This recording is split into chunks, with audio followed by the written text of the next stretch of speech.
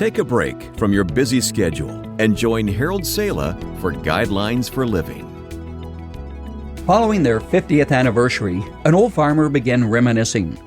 "Wife," he began, "right after we first got married and the great flood wiped out our farm, you stood by my side." "Yes, dear," she replied. "Then years ago, when I was struck by lightning," he said, "you were by my side as well." "Yes, dear," she dutifully intoned. "Then last year, when we had the fire and it burned down our place, you stood by my side, didn't you?" "Yes, dear," she says for the third time. "I've been thinking," drawled the old farmer, "it's rather dangerous when you stand by my side." The fact is, nonetheless, no safer place exists than to be by the side of the one you married, no matter what happens in your life. God's plan is for the two of you to walk together through life, with neither one in the front nor the other behind. Now, does this mean that a husband doesn't lead? No.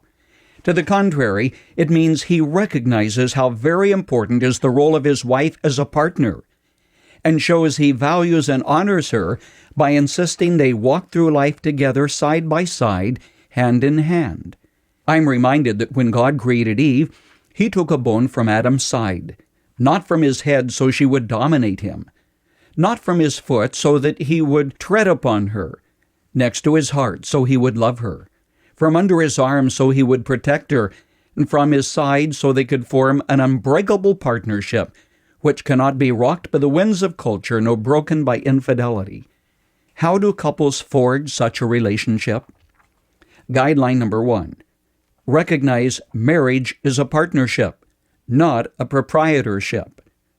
True, God wants you husbands to be leaders, but not dictators. His idea is that you will be something like a team captain or a symphony conductor, ensuring that each plays his proper part, directing the whole to come together in harmony, if not in unison. Amos 3:3 asks the question, "Can two walk together except they be agreed?" And the obvious answer is no.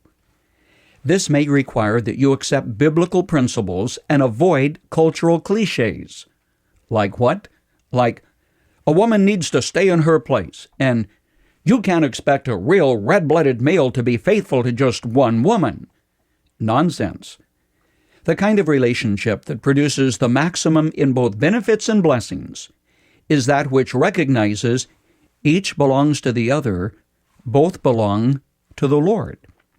This makes a partnership consisting of you, your mate, and your master, who is Lord over you both. Guideline number 2. Never demean or look down on the other as an inferior.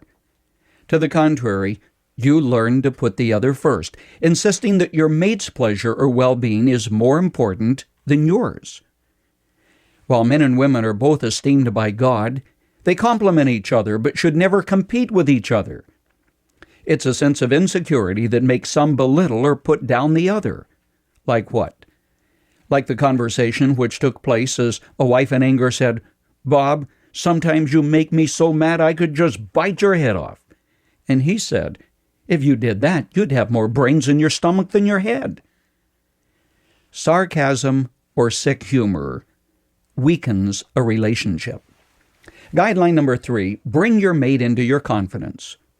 One husband, annoyed by events at work, quit his job and announced that the family was moving without even consulting his wife. Bad move. It isn't by chance that the wife of 50 years was still by the side of her husband in spite of fire, flood, and lightning. It's by choice, by commitment. God's plan.